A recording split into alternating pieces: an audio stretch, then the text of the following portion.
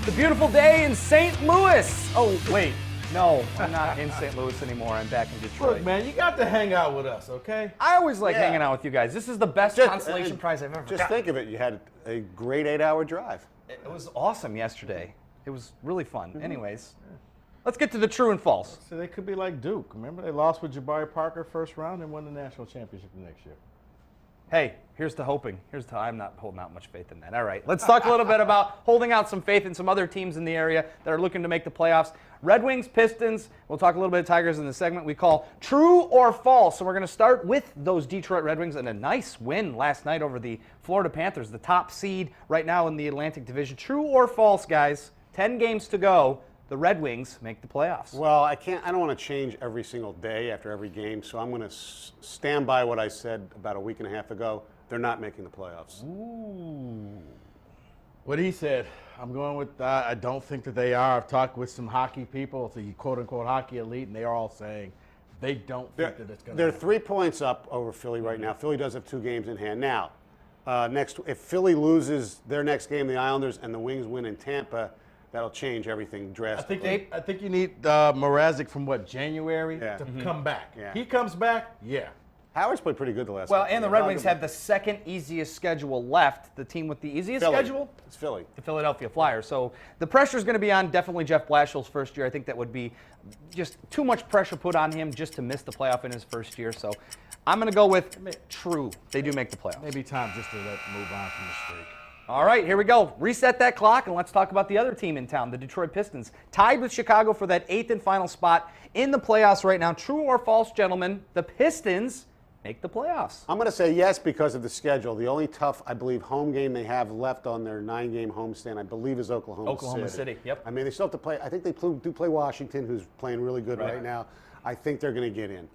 I'm saying they're getting in. They're going to get in on the last game because it's against Cleveland, and I don't think Cleveland cares. They're going to tank because they're going to be ready for the playoffs. They're going to sit their starters. And they want to play the Pistons. And the Pistons are going to get an easy victory, and that's going to catapult them into the playoffs. So you're only saying that they get in as an 8 seed. You don't think that they can win? No.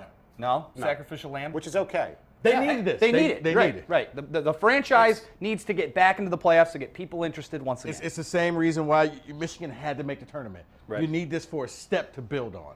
Same thing happened to Boston a few years ago. They got in as 8, crushed, but now look, they're getting better. Hey, upsets and things of that like are pretty That's relevant not on our gonna minds. No, it's not a one and done. It's not Yeah. hockey where you get a hot goalie. Right. No. And that ain't, it ain't like Middle Tennessee where you can play one good game. Right.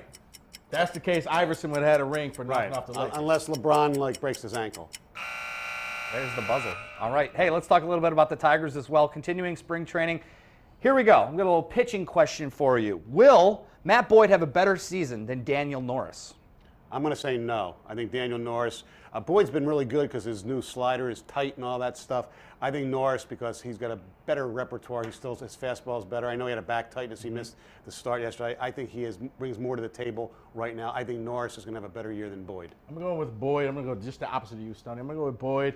Don't know how well Norris is going to hold up throughout the entire season, so I'm going with Boyd. Boyd had 7 strikeouts, I think, in 5 innings of work yesterday. Reason why I kind of thought about this topic, thinking that, hey, these are 2 of the young guys they traded away for. They got them, and they want both. Look, I hope that it's both have great seasons. But if you can, you guys took each side. I'll take the middle, because if they both have good season, that only puts the Tigers in that hunt, in that playoff push. Well, chances are Norris is going to be the 5th starter, or if you want to call him the 4th starter, and Pelfrey being the 5th. But, and Boyd may start the season in Toledo because of that. Yeah, or put him in the bullpen.